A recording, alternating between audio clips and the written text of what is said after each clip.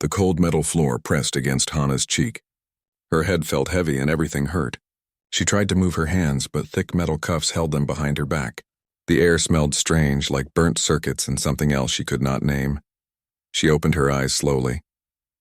The room was dark except for a pale blue light coming from somewhere above. The walls looked smooth and metallic. This was not her ship. Her ship was gone. She remembered the explosion, the alarm screaming, and then nothing. Hana pushed herself up to sit. Her shoulders ached from the position of her arms. She looked around the small cell. 3 walls were solid metal. The 4th wall was clear, like glass, but stronger. Beyond it, she could see a corridor with dim lights. Movement caught her eye. 2 figures walked past her cell. They were tall, much taller than any human. Their bodies were covered in dark green scales that reflected the corridor lights. They walked on 2 legs like humans, but that was where the similarity ended. Their heads were elongated, with sharp teeth visible even when their mouths were closed. Yellow eyes with vertical pupils glanced at her as they passed. The Valrex. She had heard about them during her training. A predator species that controlled a large part of this sector. They treated other species like prey animals, using fear and violence to maintain control, and now she was their prisoner. One of the guards noticed her sitting up. He made a sound that might have been laughter. It sounded like rocks grinding together.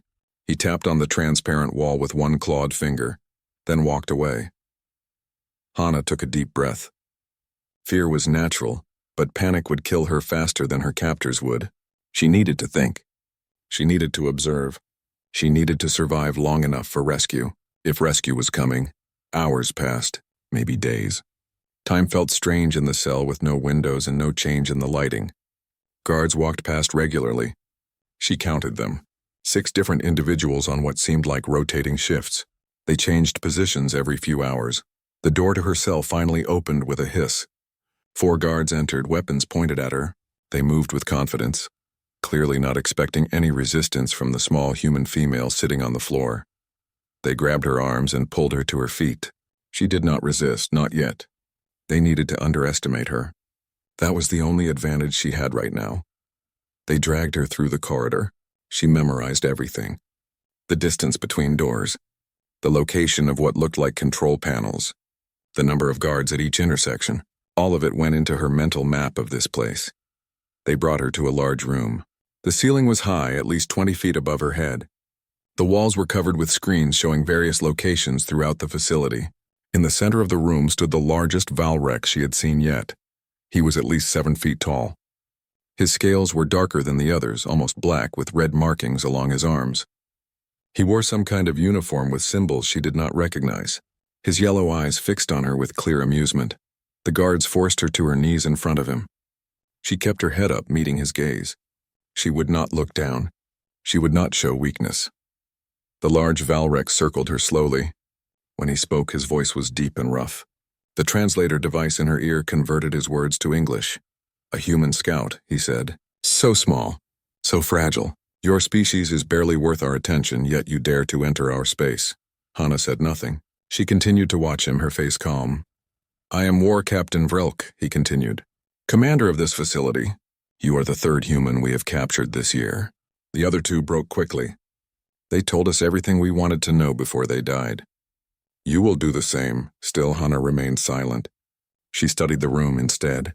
6 guards besides Vrelk, 2 exit doors, multiple computer terminals, cameras in every corner. She filed it all away. Vrelk stopped in front of her. He leaned down, bringing his face close to hers. His breath smelled like rotten meat. "Do you know what we are?" he asked. "We are apex predators. For millions of years, we hunted on a world more dangerous than you can imagine. We conquered 23 species before we found yours. Many of them were predators too. Stronger than you. Faster than you. All of them fell before us." He straightened up and gestured to the screens on the walls. Images appeared showing different alien species. Some looked insect-like. Others were covered in fur or had multiple limbs. All of them were clearly afraid in the images shown. "These are the species we control," Vrelk said. "They learned to fear us. They learned to obey. Your species will learn the same lesson. You are prey. We are predators. This is the natural order." Another Valrex entered the room. This one was thinner, with lighter-colored scales. He moved with a different energy, more calculated and precise. His eyes studied Hana like she was an interesting puzzle. "This is Thalax," Vrelk said. "He specializes in extracting information from unwilling subjects. He has never failed to break a prisoner. Not once in 20 years. Thalax circled her slowly, just as Vrelk had done, but his movements were different. He was studying her reactions, watching for any sign of fear or weakness. "Interesting," Thalax said. His voice was quieter than Vrelk's, almost soft. "Her heart rate is elevated, but not dramatically. Breathing is controlled, no visible trembling. Either she is very well trained or she does not fully understand her situation." He stopped in front of her and tilted his head. "Which is it, human? Are you brave or simply ignorant?" Hana looked up at him. Her voice was steady when she finally spoke. "Neither," she said. Thalax's eyes narrowed. "Explain." Hana took her time before answering. She wanted them to remember this moment. "You say you are apex predators," she said. "You conquered your world. You defeated other predators. That is impressive. But you made one mistake in your research about humans," Vrelk laughed. The sound echoed through the room. Several guards joined in. "And what mistake is that?" Vrelk asked. Hana's expression did not change. "You evolved on a world with multiple apex predators. You learned to compete with them. We did not. On Earth, there was only one apex predator. Us. Every other predator on our world we either killed or turned into pets. The animals you see as dangerous we bred to be our companions. We did not evolve to compete. We evolved to dominate." The room fell silent. The guard stopped laughing. Thalax studied her with new interest. Vrelk's amusement faded. "You think you are predators," Hana continued. "But you ambush prey from hiding. You use your physical advantages. We had no such advantages. We had no claws, no venom, no thick hide. We survived ice ages. We survived predators 10 times our size. We did it with rocks and sharp sticks and the refusal to give up. You call yourselves predators. We are apex predators." "There is a difference." Vrelk stared at her for a long moment. Then he gestured to the guards. "Take her back to her cell. Increase surveillance. I want to know everything she does." As the guards dragged her away, Hana allowed herself a small smile. She had planted the seed of doubt. They would be watching her more carefully now. But they would also be wondering if she was right. Back in her cell, she sat against the wall and closed her eyes. Her training had included lessons about psychological warfare. Sometimes the best weapon was not a gun or a knife. Sometimes it was a well-placed idea. She thought about her team back on the ship. They would have received her emergency signal before the attack. Commander Day would have seen it. The question was not if they would come for her. The question was when. She just needed to survive until then. And maybe, just maybe, she could make her captors nervous enough to make mistakes. Apex predators did not fear prey, but they should fear other apex predators. The Valrex were about to learn that lesson the hard way. Commander Day Park sat in the briefing room on Earth Defense Command Station 7. The room was dark, except for the holographic display floating in the center. The display showed a star map with a single red marker deep in Valrex territory. 3 other people sat around the table with him. Sergeant Junli leaned back in his chair, arms crossed. Corporal Minji Cho studied the map with intense focus. Private Unisong typed quickly on her tablet, gathering information. These were the members of Ghost Squad, the most elite unit in the human military. They handled missions that officially did not exist. Rescue operations, infiltration, extraction. Things that regular soldiers could not or would not do. "Lieutenant Hana Kim," Day said, pointing to the red marker. "Scout ship destroyed 72 hours ago. Last signal came from this location, a Valrex detention facility on the moon Krell 7. June whistled low. "That is deep in their space. Command must be going crazy." "Command wants to declare her killed in action," Day said. His voice was flat, emotionless. "They say a rescue operation would risk starting a war." Minji looked up from the map. "But we are going anyway." It was not a question. Day nodded. "Ghost protocol. No soldier left behind. Command does not need to know until we are already there." Yuna tapped her tablet screen. "I have been monitoring Valrex communications. They are definitely holding a human prisoner at that facility. They think she is valuable, but they also think she is weak. They keep calling us prey animals." June grinned. It was not a pleasant expression. "They are about to learn better." Day stood up and walked closer to the holographic display. He zoomed in on the facility. It was a large complex built into the side of a crater. Multiple buildings connected by covered corridors. Guard towers at each corner. Sensor arrays covering the perimeter. The facility holds about 200 Valrex soldiers, Day said. Most of them are guards. Some are interrogators. The commander is a war captain named Vrelk. He has a reputation for cruelty. 200 against 4, Minji said. I have faced worse odds. Day looked at each member of his team. This will not be clean. We go in hard and fast. Our goal is extraction, not engagement.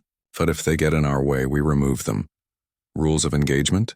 June asked. Survive. Get Hana out. Show them what happens when they take one of ours. Day's expression was cold. The Valrex think they are apex predators. They need a reminder that Earth has its own predators.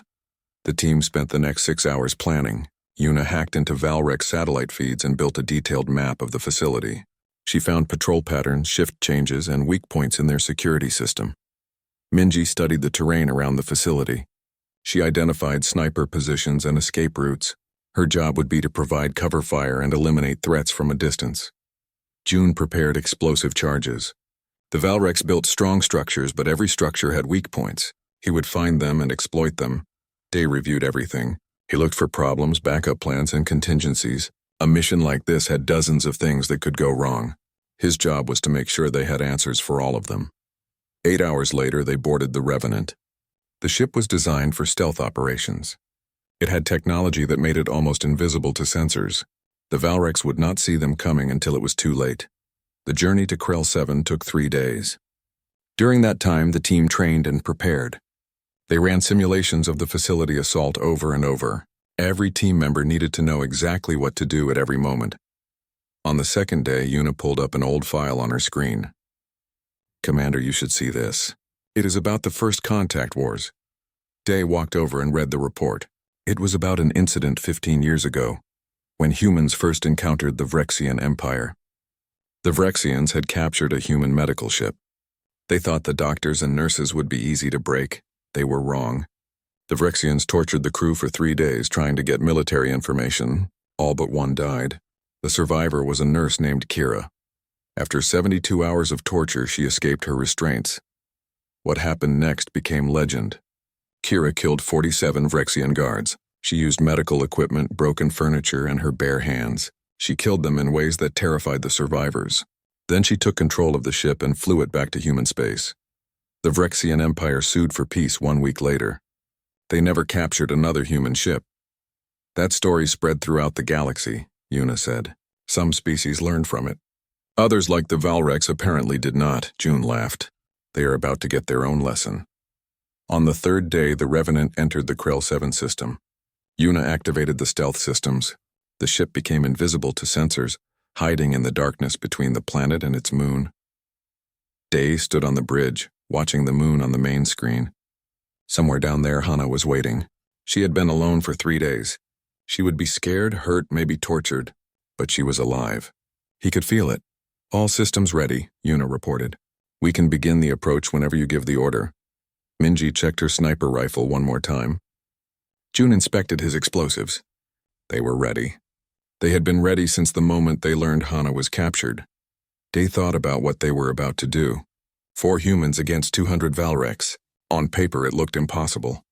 But Ghost Squad did not worry about what looked possible on paper. He remembered something his instructor had told him during training years ago. Humans were not the strongest species. They were not the fastest or the toughest, but they had one advantage that mattered more than all of those things combined. They never gave up. They never left their pack behind. The Valrex thought they were predators. They thought they understood violence and domination. But they had never faced a species that turned persistence into an art form, a species that tracked prey for days until it collapsed from exhaustion, a species that turned every disadvantage into a weapon. Commander? Minji asked. Orders? Day turned to face his team. His voice was calm and steady. We are going to show the Valrex something they have never seen before. They think we are prey. They think fear will control us. They are wrong. When they took Hana, they made a mistake. They threatened our pack. Now they pay the price. He looked at each member of his team. Remember what we are. We are not the biggest or the strongest, but we are the ones who survived when everything else on our world tried to kill us. We are the ones who looked at the stars and decided to claim them. We are humans, and humans do not abandon their own. June grinned. Time to remind them why Earth is a death world. Minji nodded. For Hana, Yuna's fingers moved across her keyboard. Approach vector calculated. Stealth systems at maximum. They will not see us coming. Day gave the order. Begin the operation. Ghost Squad, move out. 3 days in the cell had taught Hana many things. She learned the exact timing of guard shifts. She learned which guards were alert and which ones were lazy. She learned where the cameras could see and where they had blind spots. Most importantly, she learned that the Valrex truly believed she was harmless. They saw her small size and mistook it for weakness. They saw her silence and mistook it for fear. Every mistake they made gave her more information. On the morning of the 4th day, guards came to her cell again. This time they did not drag her roughly. Instead, they walked her through the corridors with weapons ready but not pointed directly at her. They were becoming comfortable. That was good. They brought her to the command center again. War Captain Vrelk stood in the middle of the room, arms crossed over his chest. Thalax was there too, watching her with those calculating eyes. "We have decided to show you something," Vrelk said. "Perhaps it will help you understand your situation better." He gestured to the large screens on the walls. Images began to appear. They showed different planets and species. Each one was labeled with a name and date. "The Kelvari," Vrelk said, pointing to an image of insect-like creatures. "They resisted us for 2 years. Their technology was advanced. Their soldiers were fierce. But they fell. We destroyed 3 of their colony worlds before they surrendered." The next image showed a species covered in thick fur with 6 limbs. The Thorak. Natural warriors. Each one could fight 10 of our soldiers. But we learned their weaknesses and exploited them.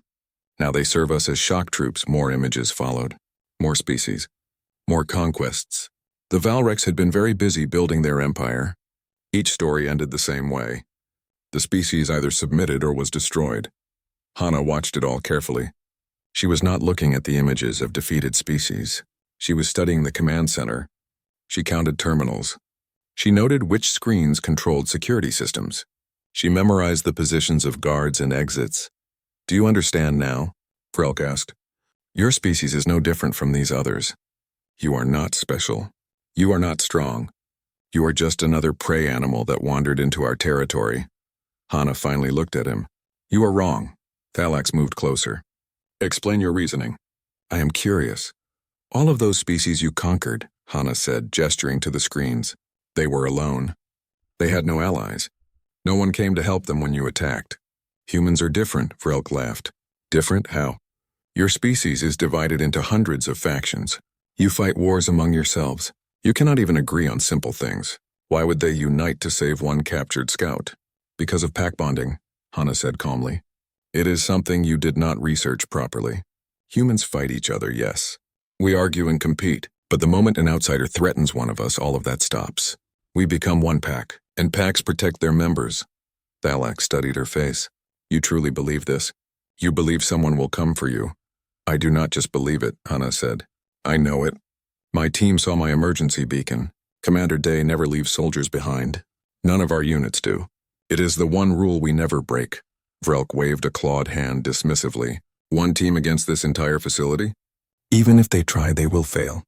We have 200 soldiers here. Advanced weapons. Sensors covering every approach. Your team will die trying to reach you." Hana smiled. It was the same smile she had shown before, the one that made Thalax uneasy. "You still do not understand.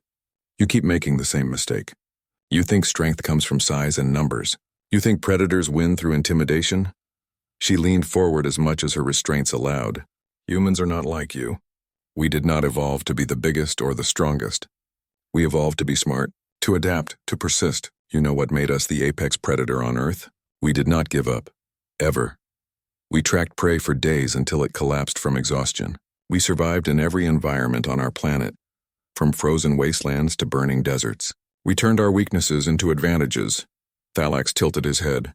"And you think this makes your species superior to us?" "Not superior," Hana said. "Different. You are predators who hunt for food. We are apex predators who hunt for principle. You use fear as a tool. We use it as fuel. You think 200 soldiers make you safe. I think 200 soldiers is just a target count." The room fell silent. Several guards shifted uncomfortably. Even Vrelk looked uncertain for a moment. Then he shook his head and straightened his posture. Enough of this, he said. You try to frighten us with words. It will not work. You are one small human in a cell. Your team, if they are foolish enough to come, will die, and then we will capture more humans and show them what happens to prey that bares its teeth. Hana sat back. She had said what she needed to say. The seed of doubt was planted deeper now. Some of the guards were thinking about her words. She could see it in how they looked at her. Thalax was definitely thinking. His analytical mind could not ignore the confidence in her voice. Take her back to her cell, Vrelk ordered. Double the guard rotations. Increase sensor sweeps around the perimeter. If her team is coming, we will be ready.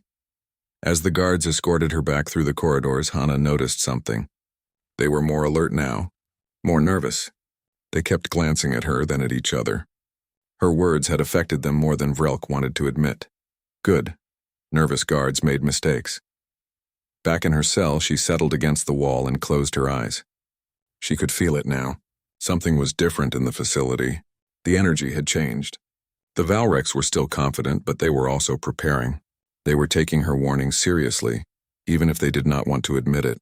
Hours passed. The guards changed shifts right on schedule, but their behavior was different. They checked their weapons more often. They looked down the corridors with more attention. They were waiting for something to happen. Hana dozed lightly, keeping part of her mind alert. She had learned this skill during survival training.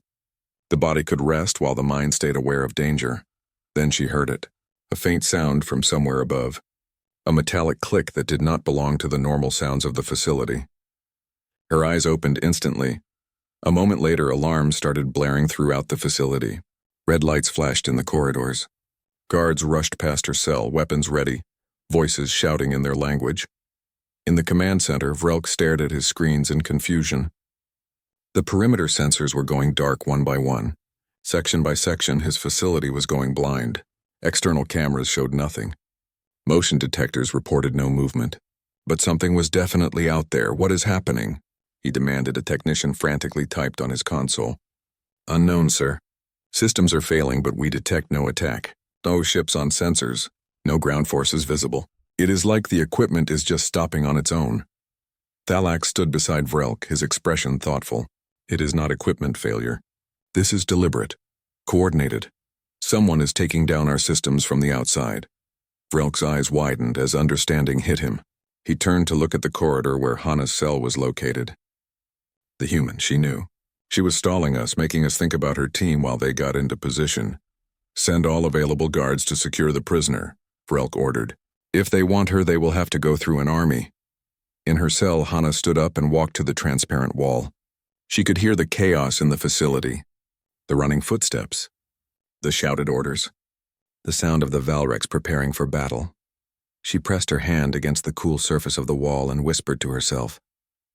They are here, just like I told you they would be. Now you are going to learn the difference between predators and apex predators. Corporal Minji Cho lay perfectly still on a rocky outcrop, 2 kilometers from the detention facility. Her sniper rifle rested on a small tripod, aimed at the facility's main tower. Through her scope, she could see Valrex guards rushing to positions along the walls. They had no idea she was there. The rock formation gave her perfect cover. The darkness of the moon's surface made her nearly invisible. And the Valrex were looking for threats much closer to their walls. Her radio clicked twice. That was Day's signal. Phase 1 was complete. All external sensors were disabled. Now came Phase 2. She adjusted her aim and squeezed the trigger. The rifle made almost no sound. The specialized bullet traveled across the distance in less than a second. A guard on the tower fell without making a noise. Before the other guards noticed, she fired again. And again. 3 guards down in 5 seconds. The others finally realized something was wrong. They ducked behind cover, searching frantically for the shooter. But Minji had already shifted position. She moved along the rocks to a new vantage point. By the time the Valrex figured out where the first shots came from, she was somewhere else entirely.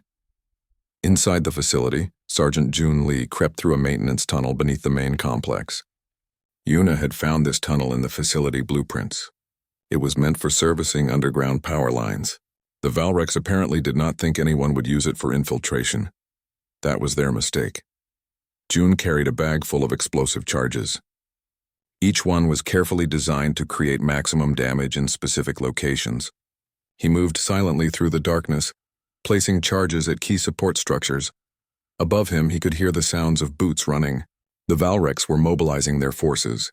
They knew they were under attack, but they did not know where the attack was coming from. That confusion would be their downfall. He placed the last charge and checked his timer.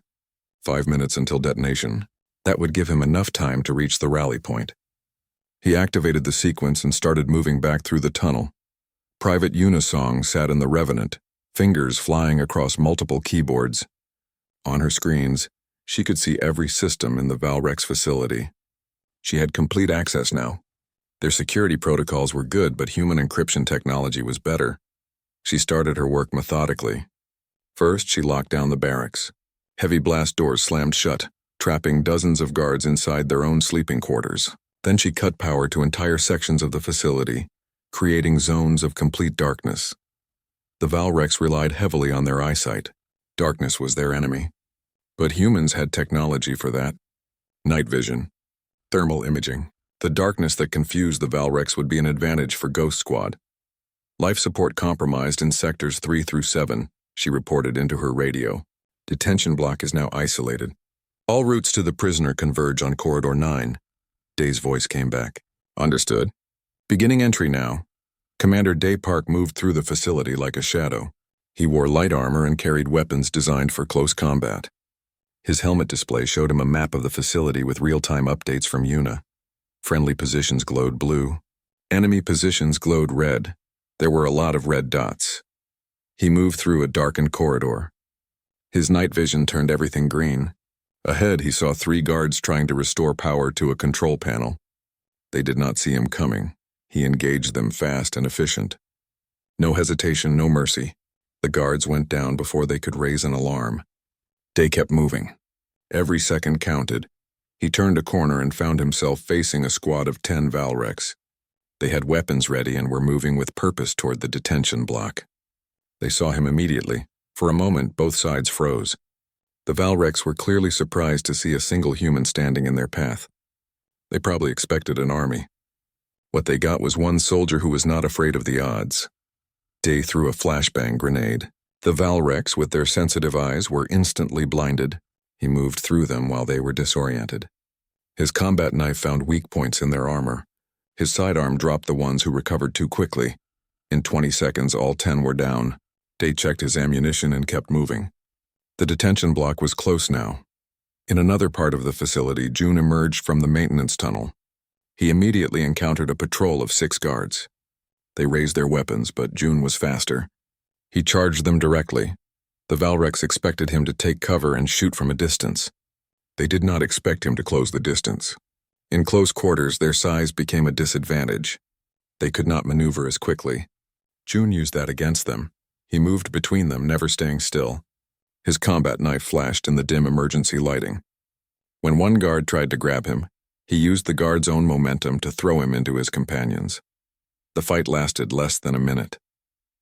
June stood among the fallen guards, breathing hard but uninjured. He keyed his radio. Charges set. Timer active. We have 4 minutes. Back on her outcrop, Minji continued her work. Guards kept appearing on the walls and she kept removing them. Her rifle had a rhythm now. Aim. Breathe. Fire. Move. Repeat. The Valrex tried to send a unit to hunt her. She saw them leave the facility and head toward her last known position. She waited until they were in the open, exposed and vulnerable.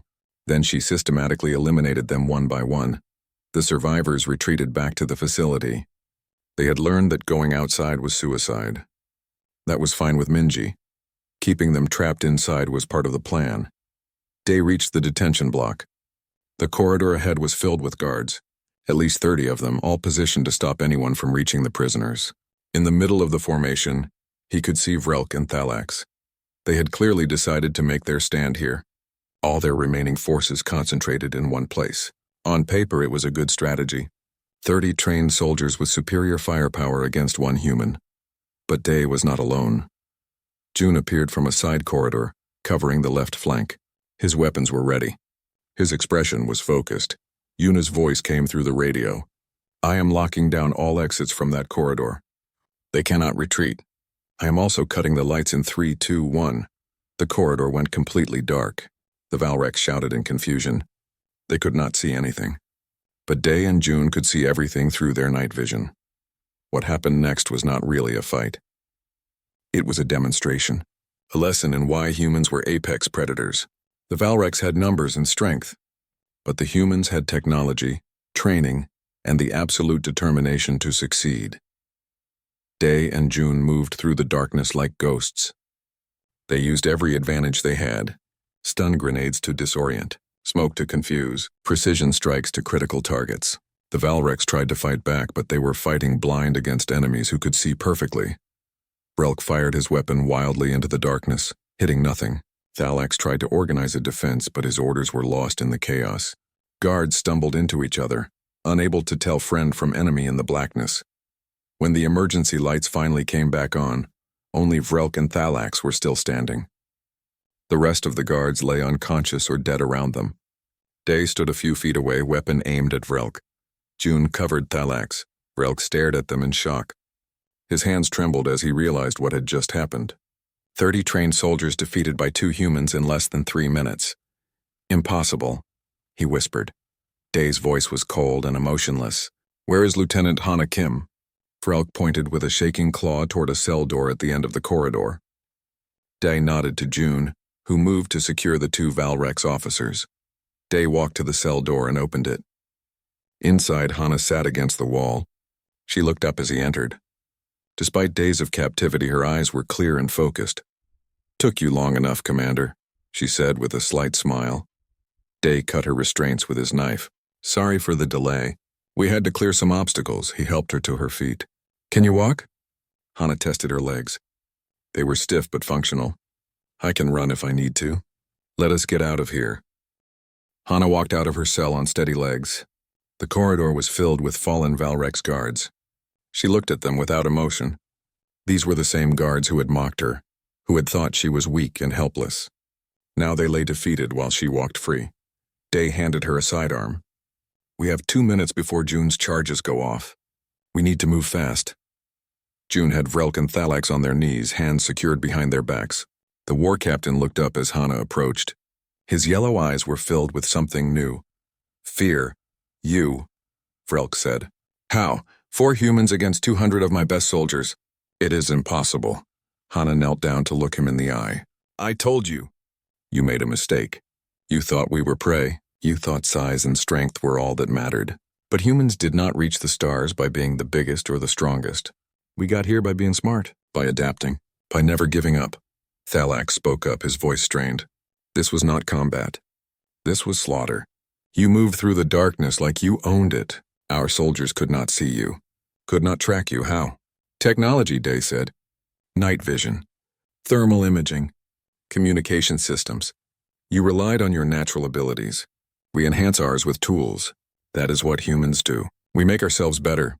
1 minute, June announced, checking his timer. Day looked at Yuna through his helmet camera. "Are the communications active?" "Yes, Commander," Yuna's voice came through. "All Valrex command frequencies are receiving. Multiple ships in orbit are monitoring. Whatever you say now, their entire empire will hear." Day nodded. He turned to face the nearest camera. His helmet recorded everything. His words would be transmitted across Valrex space. "This facility held one of our soldiers," he said. His voice was calm but carried absolute authority. "You took her. You thought she was weak. You thought we would not come for her. You were wrong on both counts." He gestured to the fallen guards around him. "We sent 4 soldiers to retrieve her. You had 200 to stop us. You failed. This is not a declaration of war. This is a lesson. Humans protect their own, always, no matter the cost, no matter the odds." Vrelk struggled against his restraints. "You cannot threaten the entire Valrex empire. We control dozens of systems. We have thousands of ships, millions of soldiers. Your species is outnumbered." Hana stepped forward. "You still do not understand. Numbers do not matter. Your empire is built on fear and intimidation. Ours is built on something stronger. Pack bonding, loyalty, the refusal to abandon our own. Every human you capture, every human you harm, you make an enemy of our entire species." She looked directly at the camera. "You call yourselves predators. You evolved to hunt prey that could not fight back effectively. We evolved differently. We did not have claws or venom or armor. We had brains and tools and endurance. We hunted animals that were faster and stronger than us. We tracked them for days until they collapsed from exhaustion. That is what made us apex predators. Not strength, persistence. Thalak stared at her with new understanding. You are saying your species will never stop. If we take one human, you will come for them. If we kill one human, you will seek revenge. There is no end to it. Now you begin to understand, Hana said. Humans are persistence hunters. We do not stop. We do not give up. You can defeat us in a single battle, but you cannot defeat the determination of an entire species that refuses to quit. 30 seconds, June warned. Day spoke one more time to the camera. You have two choices, Valrex Empire. You can leave humanity alone and we will leave you alone. Or you can continue to test us and learn what happens when you mistake endurance hunters for prey. We did not reach the stars by being gentle. We did not survive our own world by being weak. We are humans. We are apex predators. Remember that. He turned to his team. Time to go. They left Vrelk and Thalak secured in the corridor. The charges would damage the facility but not destroy it completely. The Valrex officers would survive to tell their story. That was important. The message needed to spread. Ghost Squad moved quickly through the facility toward the extraction point. Minji's voice came through their radios. Path is clear. No hostiles in sight. They have all fallen back to defend the command center. They emerged from the facility just as June's charges detonated. The explosions were precise, collapsing specific sections while leaving the main structure intact. Smoke and dust filled the air. Alarms blared throughout the complex. The Revenant appeared overhead, its engines barely making a sound. A boarding ramp extended down. Ghost Squad ran up it with Hana in the middle of their formation. They were protecting her even now, making sure she got home safe. The ship lifted off and activated its stealth systems. Within seconds, it was invisible to Valrex sensors. By the time the Valrex organized any kind of pursuit, the Revenant was already beyond their reach. Inside the ship, the team gathered in the medical bay. Yuna checked Hana's injuries. They were minor, mostly bruising and dehydration. Nothing serious. Nothing that would not heal. Thank you, Hana said to each of them. You came for me. All of you risked your lives for one soldier. Day shook his head. You would have done the same for any of us. That is what it means to be part of Ghost Squad. We do not leave people behind, ever. June grinned. Besides, it was fun. Did you see how confused they got when we cut the lights? They had no idea what to do. Minji cleaned her rifle carefully. They learned today, humans do not forgive threats to our pack. They took you. We took you back and taught them a lesson they will not forget. Yuna pulled up data on her screen. Commander, the Valrex are broadcasting our message across their entire communication network. Every ship, every station, every colony is hearing what you said. Some of their commanders are already calling for diplomatic talks. Good, Day said. Maybe they will learn. Maybe they will choose peace. But if they do not, they know what will happen. 3 months passed. The Valrex Empire sent an official message to Earth. It was short but significant. They acknowledged humanity as a peer species. They promised to respect human territory. Most importantly, they stopped capturing human ships. The story of the Krell 7 facility spread throughout the galaxy. Other species heard about 4 humans who walked into a fortress held by 200 soldiers and walked out without a single casualty. The reputation of humanity changed. They were no longer seen as prey. They were seen as what they truly were. Apex predators who protected their pack with absolute determination. Hana recovered fully from her ordeal. She returned to active duty within a month.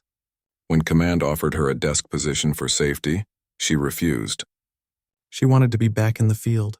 She wanted the Valrex and any other species to see that humans did not break. They did not hide. They kept going. One day she reported to Day's office for a new assignment. He looked up from his desk and studied her carefully. Are you sure you are ready for another mission? He asked. No one would blame you for taking more time. Hana smiled. It was the same confident smile she had shown Vrelk and Thalax in the detention facility. I am ready, Commander.